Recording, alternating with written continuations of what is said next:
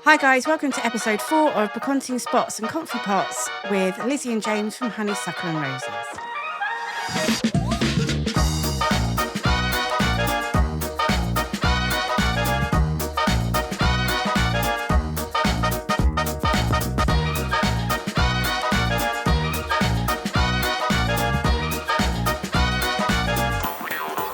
So episode 4, James? Absolutely. Picking up nicely now?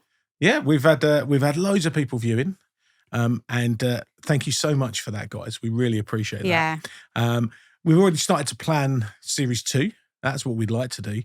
We've been chatting with some people, some of our friends, some of them in this country and some of them not in this country. You know who you are. Yeah, we'd love to get you on board. You would love to have you. So yeah, so if there's anyone out there who is interested about in appearing on a podcast with us, then yeah, message us because we're up for interviews. Absolutely. And for one of our friends who said if I was to come on, I'd need quite a lot of beer. It's in the fridge. Yeah, Chilled, ready and waiting. absolutely. So, yeah, and we look forward to it. Today, we are going to help people with hints and tips for their trip. Now, wouldn't that have been great when we first started? Do you know, if someone had done what we're going to do today Yeah. for when we first started 8-9 years ago, feels like an age ago, doesn't it, really? That would have been so helpful. Because we had no idea, really. Like, we had no idea how to get started, what was involved. And I think nowadays, the whole thing of thrifting, which is really massive, what isn't it is. It's massive. I mean, It's massive. always hearing about thrifting and people buying things secondhand, repurposing them for their home, or, thrifting is a big thing. I think it's very good for the environment as well. One of the great things about what we do, and one of the reasons we enjoy it, is because we're stopping stuff going into landfill, stopping stuff getting smashed up and burnt, and thrown away unnecessarily, which is really good. So, first question then, if we're going to be helping people, what is the first thing that people need to do when thinking about a trip to France? So thinking about their destination. Yeah. That's what you need to do. I think we've mentioned this in a previous podcast, but really think about where you want to be and your holiday. That's the most important thing. Plan everything from there. So if you were going on holiday, where would you like to go? Oh, James, Provence is beautiful. How did I know you were going to say Provence? Yeah, but we've been in France for a long time on trips. And still it's the place that you and want to go. It is still beautiful, but there are so many other places as well. I mean, the Loire Valley is gorgeous. Going down to the Volvic region. Yep. That is stunning. That is just beautiful. But equally on the Swiss border, that's quite new to us, but we love it over there too. Everywhere. There's just so many places to visit. Do your research, book your holiday, and then take it from there. Like we've said before, that is how we started to do it, and that is what we would recommend you do too. So someone's booked their holiday. Obviously, there are different ways that they can travel to get there. You talk a lot about the tunnel. Yeah, so we've said this before, but we started on the ferry. We only did a couple of trips on the ferry. We like to chill out in the van. So with the ferry, you drive on, you have to leave your vehicle and you have to go off into the main bulk of the ship. And that's great. You can have something to eat. I mean, it's, you can relax that way. That's fine. But, when it's 45 minutes on the train, it's so quick. And there have been times where we have rocked up at Folkestone and got on the train in about, I think 5 minutes is our record. Now, it was really quiet, I think that was pre-Brexit too. But the whole process is so much quicker. It's straightforward and there's a lot less faff. Really, we love Eurotunnel. So like I say, it's 45 minutes on Eurotunnel. We'll very often put a podcast on. You can listen to us if you like. I like what you did. You like, yeah? I like what you did. Or we put Netflix on for 45 minutes and then we'll rock up at Calais and we're on our way. It is a little bit more expensive. We, because we're traveling on business, we travel so frequently. We have a special account that we travel with Eurotunnel. But we would recommend Eurotunnel. We made the flip from ferry to Eurotunnel quite quickly, didn't we? Because it meant that we were traveling sort of first thing on a Saturday morning. We'd get there, and we'd want to be in the markets as quickly as possible. Yeah, I think if wanting to be somewhere quickly, Eurotunnel is definitely the way. I think also for us, we've lived always kind of not far from London or kind of within touching distance of London. Where we live now is 2 hours to Folkestone. Yeah. If you were to live in Cornwall, maybe driving to Eurotunnel is not the right thing for you to do. It might be better to go to Plymouth or Portsmouth or Poole and get a ferry across. Equally, if you live near Brighton, Newhaven to Dieppe might be the best way. Yeah. So there are those options. Can you imagine when we used to live in Eastbourne? Yeah, Newhaven would have been perfect. Yeah. So, and we would probably be doing the ferry. But yeah, for us, it's 2 hours either way, really, from where we live. So we do the tunnel. And equally, you can fly as well if you're going on a holiday. But flying, what it does, let's say you flew into, I don't know, Marseille airport, you got a little car and you're staying in Provence, you've only got your bags to take you can back. only fit stuff in the suitcase, and you can't really fit a huge big Confit pot in your suitcase easily, can you? You could break it and put it in, but that's... There are some people we know who do take back extra suitcases full of stock. Yeah. Again, you know who you are. And hats off to you. It's fantastic. But James doesn't like, what he's not mentioning here is that he doesn't like flying. So you will not catch James willingly on a plane. I think you need to heavily sedate him before you got him on a plane. I'm always minded of the A-Team, Mr. T, where they give him the glass of milk. I kind of feel like that's what you would need to do for me. Yeah. We're better in the van. You're not getting me on a plane, and then I drink the glass of milk, and then I go, why did you give me that? And then it's like, how do we get him off the plane? Yeah. But so for us, we've got the van. That's how we go. We go over in the van and we go over on the train. I think it's been a long time since we've used the ferry. So people are going across in their car. Yeah. They're going across either on a ferry or on a train. What other things do they need to consider? They've found their destination and they've got their mode of transport, how to get in there. What other things do they need to think about? So when you're going around the markets, there are a few things that are a good idea to have in your car, or if you have a van, in your van. But one of those things is a trolley. Now, when we started doing this, I'm not sure we had a trolley, because there's a few... we did have that metal one that kind of folded down. Yes, it was a garden trolley, and it was trundle. It was so 4 o'clock in the loud. morning. I don't think the people appreciate it. The neighbours were not happy. But yeah, there were times when we go around a market. Do you remember this? And we had no way of bringing stuff back to the car. And there was one time you bought a skateboard, and we bought this huge big mirror, and we had no way of getting it back to the car. So James bought a €5 skateboard and put the mirror on the skateboard and wheeled it. It was about a mile. It was a long walk, wasn't it? It felt like a long walk when you got a big heavy mirror. Even if it wasn't a mile, it felt like a mile. Yeah. And I'm walking past and everyone's just laughing. Yeah. But also, I remember buying the ugliest metal cement lined wheelbarrow just because we had so much stuff to take back to the van and had no way of getting it back there. And that was one fair we'd gone to. We'd taken our trolley with us and we'd filled up the trolley. Yeah. And we were halfway round. And we only had the one. Yeah, we only had the one trolley.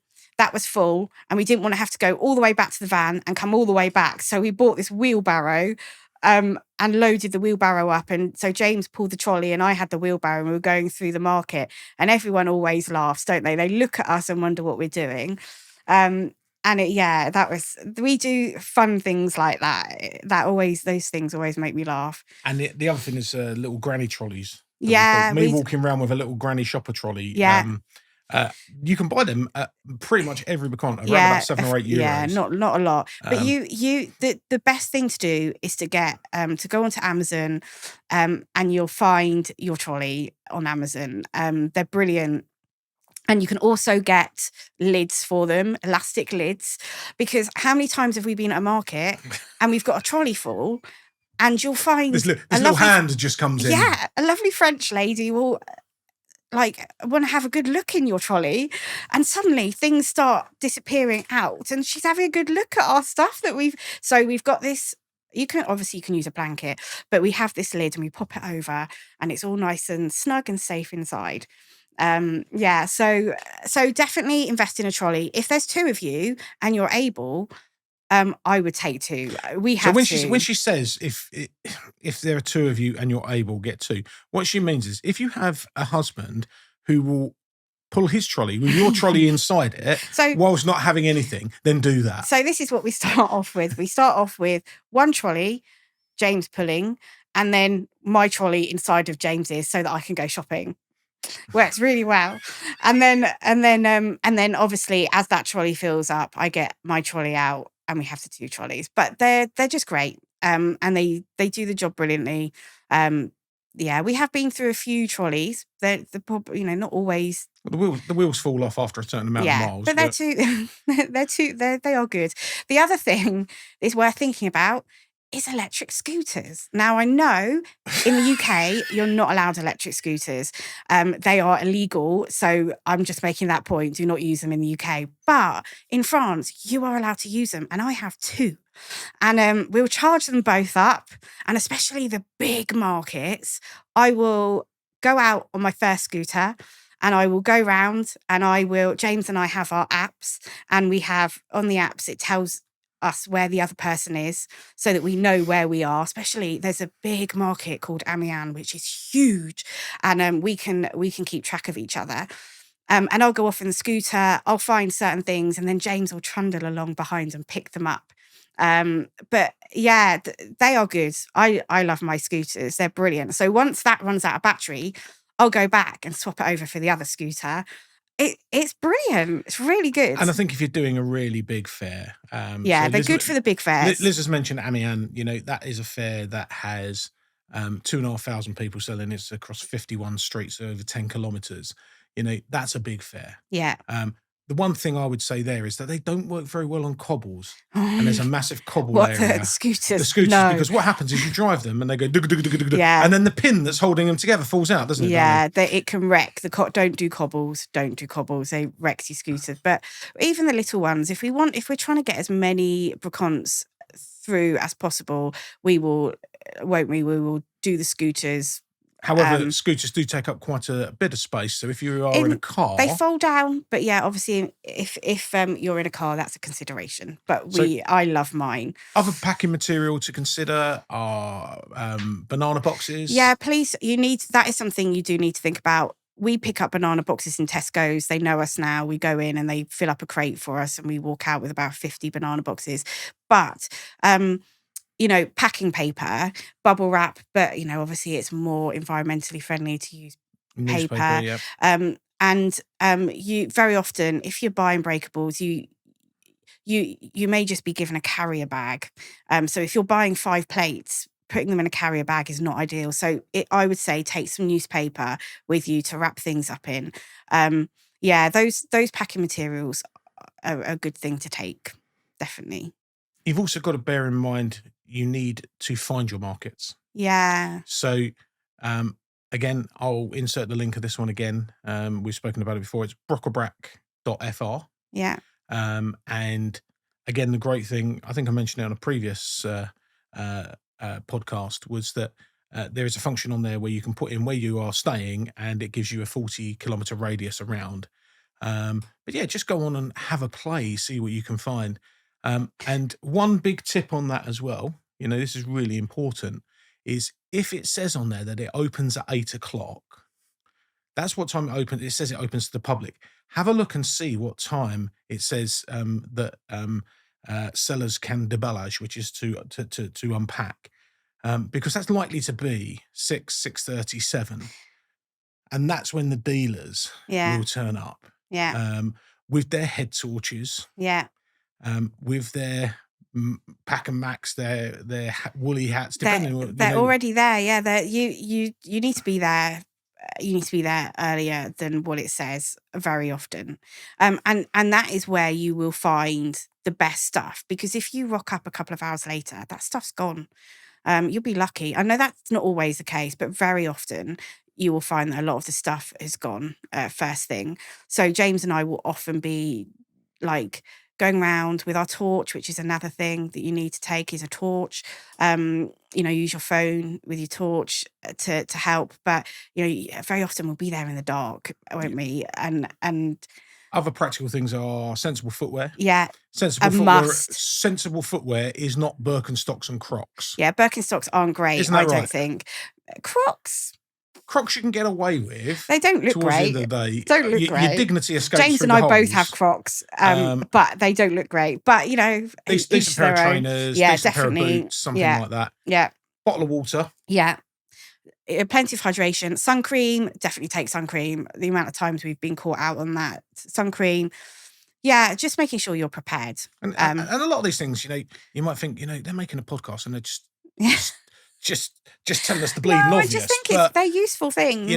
They are things that we're just telling you from our mistakes. Yeah. And things that we've got wrong. Yeah. To try to help you not to get them wrong. Obviously, bear in mind, if you are planning also to sell your finds, then you will need invoices. So James has a clipboard with all his invoices and he gets them from everyone. So just be aware of that, whether it's a little old lady selling the contents of her kitchen, he will still ask for her details. So those are the sorts of things we have in our trolley as we go around. We'll sometimes have a couple of blankets as well. Yeah. But just touching on that again as well, you need to make sure, and I know we've said this again, and we don't like going on about Brexit and paperwork and taxes, but if you are buying to sell, you must make sure that you get your stuff cleared properly, that you pay the tax, that you're legal, because it's just not worth it. No. It really is just not worth it. Yeah. However, if you're buying for yourself, if you're on a holiday, you're buying for yourself, you have an allowance, go onto the government website and you can find out all those details. So, a question that we get asked a lot. Another question is that we seem to be in France all the time. Yeah. Where do you put all the stuff that you buy? That is a good question. So we have storage units in France. We have a storage unit, only one. That sounded like we have multiple. We have one, and it's about half an hour from Calais. It's on a farm, but it's a purpose-built storage unit. And it is brilliant, isn't it? Our storage unit is right by the rolling door. By the roller shutter, yeah. It just couldn't be any better. And because we're obviously buying to sell, a lot of our stuff needs processing before we can bring it back. So very often we will take our stuff and we will load it into our storage unit, and then we'll swap it over for stuff that's been processed, and we'll take that home. And that's one of the pains after Brexit. But you know what? It is what it is. It's our business. It's what we do. So and we have to do. We know we're lucky to have this unit. The owners of the farm are amazing. They're so lovely. So we have one in France. We also have two back in the UK, one large one and then one smaller one. And then we have some small storage spaces at home as well. Obviously we run a business, so storage is really important to us. Our home is our home. We try as much as possible not to let things encroach on the house. Sometimes that does happen, but we try and keep it our home. But so our storage units are an important part of what we do. I think I would say that there's a lot of stuff that does make it into the house. Yeah. But a lot of that time is it comes in, gets washed, turned around, boxed up and back out. Yeah. Because that's just part of what we do. Yeah. Really. One of the things that you seem to buy a lot of sitting on the table at the minute is ironstone. You talked about it in a previous... Yeah, I touched on it on previous podcast. Tell us about it. Yeah, so ironstone is beautiful old white French plates, dishes. And they're just so good to pick up in a large volume. So very often at fairs, when we have a cupboard at the back of our stand, if you open it up, you will find it stacked with white plates, white platters, because it always looks so good with multiples of everything. So I love to pick up, and James will pick them up as well whenever he sees them. Even if I say, oh, we have enough, he'll go, no, we're buying them. I love to pick up plates and platters. And I touched on a previous podcast about my soupières that we have in our living room that have that mottled effect. And I have a plate here that I wanted to show you. And this is the sort of thing I look out for in France. And if plates and platters like this are beautiful. And I think you'll be able to see from this just the discoloration on the plate. And that is purely from its age. And there's a little bit of crackling on there as well. I mean, there's no cracks. It's just all naturally formed within the plate. And I love to find these. And something like that would be what, 1930s, 1940s? Yeah, this one certainly. And yeah, just a beautiful piece. Yeah, we keep our eyes open for things like this. And to be honest, I do keep a lot of them, but you will find some on the stand, but they're just beautiful to collect. So the others these are the white ones, and you can feel, I mean, this is a chunky, really thick, weighty plate. There is something about ironstone. It's just the weight of them is so good. And so this one is just there's a little bit of unevenness as well in it. Again, consistent with its age.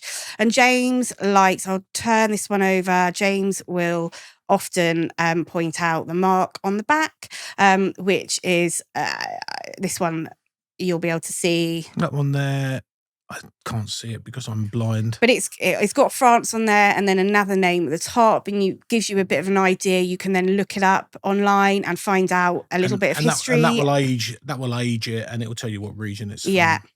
So which for people like me, I find that absolutely fascinating. Some people, they study this stuff to within an inch of its life. Yeah, you love finding things with marks on, don't you? That'll often be a deal breaker for us when we're picking things up. Has it got a mark on it? And James will have sort of gone our separate ways at a market, and then we'll come together and he'll go, oh, I picked up all these white plates. And I'm like, James. And he'll say, but they all say Dijon Ceremony. Yeah, and I'm like, oh, okay, all right, I'll let you off this time then. I think things like this as well, are really saleable into international markets. Yeah. We sell a lot of these into Japan, actually. And Korea. Yeah. We have guys who come around and see us, and they always pick them up. And the first thing they do is they flip them over, and they are looking for the mark. Yeah. So that's a little. The bit mark's of important. That's a little bit of information for you there, but keep it to yourself. Yeah. So that's something we love is the ironstone. We're going to be putting some of these on the website as well, I believe. Absolutely. So we'll make sure we've got maybe some platters on there for you guys to go and have a look and purchase. And some plates, etc. Have a look and see if there's anything on there that you fancy. One of the other things as well that is really, really important, make sure you've got cash. Yes. I think that is such a good point, actually, because everyone uses card for everything, but a lot of these markets are just people clearing out, and they won't have card machines. It doesn't work like that. So it's important that you have cash, and card machines aren't always easy. They're not they're not always at hand. There's not always an ATM in the town, because you might be going to a little tiny village which is on the side of a lake. Yeah. Or up a mountain somewhere. And the nearest big town could be 10 miles away. Yeah. So you don't want to turn up, find your spot, park up, and then go, oh, I've only got 20 euros. Speaking of parking, that's the other thing you need to bear in mind. Parking can be hilarious, okay? So in the UK, parking restrictions are a thing, and you can easily get fined for parking in the wrong place. In France, you will find that people park on the roundabouts, people park on the grass verges. The only place they don't park in front of is fire hydrants. Yeah. Because I think that's illegal. Okay. That's the only place. Yeah, it's incredible. Like, people will just park up anywhere. And sometimes it's a bit of a squeeze to get around a roundabout because there's so many cars kind of like wedged up on the side of the roundabout. And you see it, and it's like, when you arrive, because we get there early, you rock up and there's nobody there. And then when we're leaving, they're on both sides. And you just can't get down the and road. then you've got people walking down with their trolleys or with the buggies or whatever, and it's just like, yeah. Where'd you want us to go? It's such, and that actually brings me on.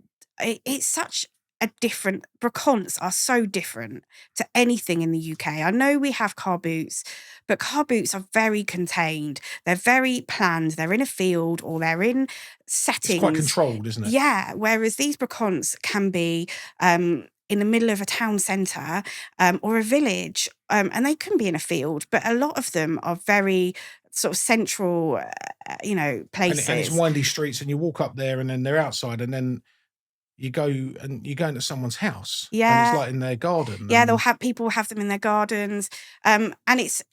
I think I've mentioned this before, but it's a real community feel. But when you are walking back to your car, you will see just the amount of people are just back and forth, and it's just. The French love their markets. It's a big thing. It's a community thing. Often they're annual markets. Most of them have at least one a year. Yeah, and so it's a big deal. They'll get together. They'll have barbecues. There are times where we have bought a table and chairs at a market, and James has gone to collect it, and they're eating their lunch off it. And James has said, "Can I have my table and chairs?" And they've said, "Can you come back in an hour?" And James is like, "No." And they've had to move their lunch off the table. I did offer to rent it back to them for the price that I paid for an hour. I'm sure you did. Always a salesman. But it's just, there's a very unique and special thing about brocants. It is really unique, and one of the funniest things, one of the best things we bought. Do you remember that day when I found that Felix potting jar? Yes. Under a table, 3:00 in the afternoon. Yes. Right? Bottom of a box. Yes. So the Felix potting jar, it's a conserve. It's like a jam or whatever. And it's like the equivalent of like the Keller jars, jam and marmalade jars, yeah. But the French version, and they're quite sought after, especially if they're in good condition. But we struggle to find them. I got to be honest, we don't come across them very easily. But James spotted one in a box underneath the table, and it was about 3:00 in the afternoon. And I was astounded. It is really late in the brocanting world. And it's a really good point to look high and low on a stand, because you don't know what's underneath boxes, underneath other products and items, underneath that plastic toy. A lot of these fairs, you'll rock up and there'll be plastic toys, and clothes, children's clothing, just rubbish.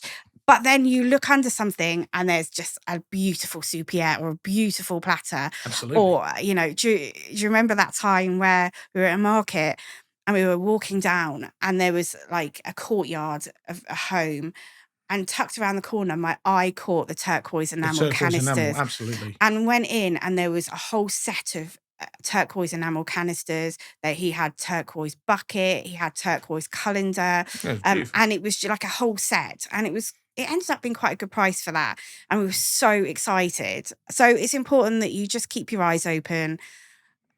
James will often find things that I've missed. I will stride past and James will spot something. And I think it's good as well when you're hunting high and low. It helps with your negotiating, because negotiating prices.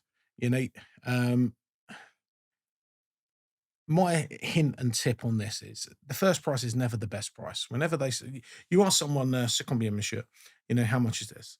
And only do that if it's a man, because if it's a lady, say madame. Obviously. Obviously, James. I just thought we're doing hints and tips, so I just thought I'd put it out. That was a bit silly, wasn't it? However, it is important. If they say 20, yeah, chances are they might take 15, 16 or 17, right? Yeah, don't try 10 though. Don't try 10, because you'll probably insult them. They'll say something to you in French, which would probably be swearing, and then they won't want to talk to you. But however, if you find one thing, yeah, then you might buy hunting high and low. I always say to Liz, "Is there anything else that you want on this stand?" Yeah. Because chances are, if this thing's 20 and this one's 10 and this one's 10, yeah, they might do 20 for all of them. Yeah. Depending as you're multi-buying.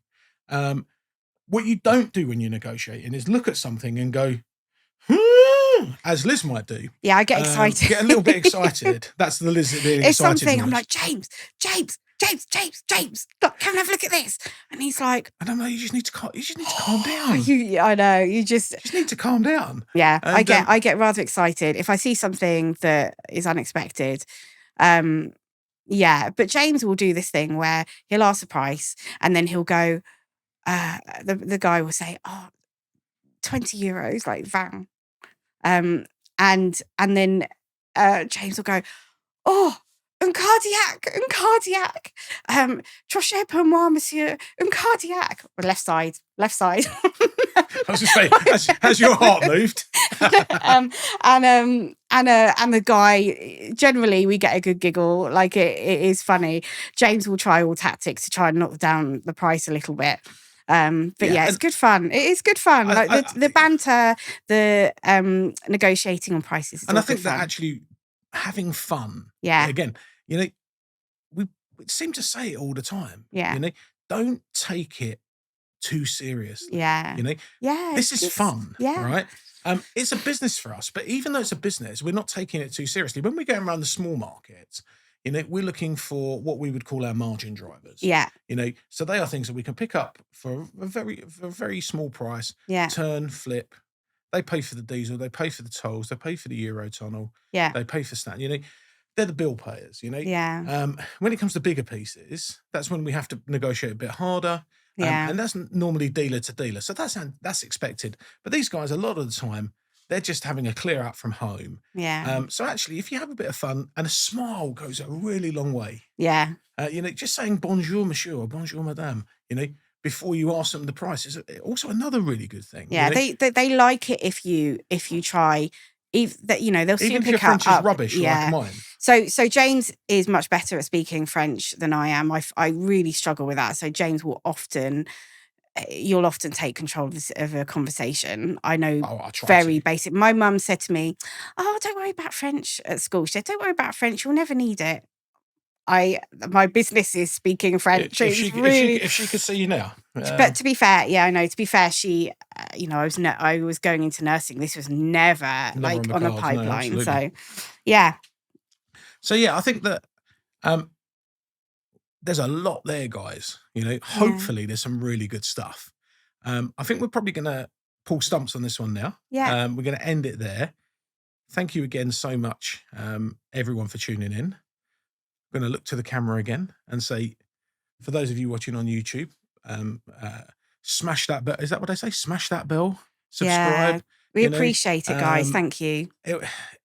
We're blown away just by the amount of people that are watching, and also by the amount of people that have hit the buyercoffee.com /Honeysuckle and Roses. We want to do more of this kind of stuff and, bring you more hints, tips, conversations. We'd love to carry on doing this. It's really good fun. So, we'll leave it there. Do consider giving us some money via that link if that's something that you'd be happy to do. Yeah. We're going to go and do some shopping now, probably. Yeah. Maybe in France or maybe at Tesco. I'm not quite sure. Thank you, guys. Thanks for watching. We'll leave it there and we'll see you in the next one. Bye, guys.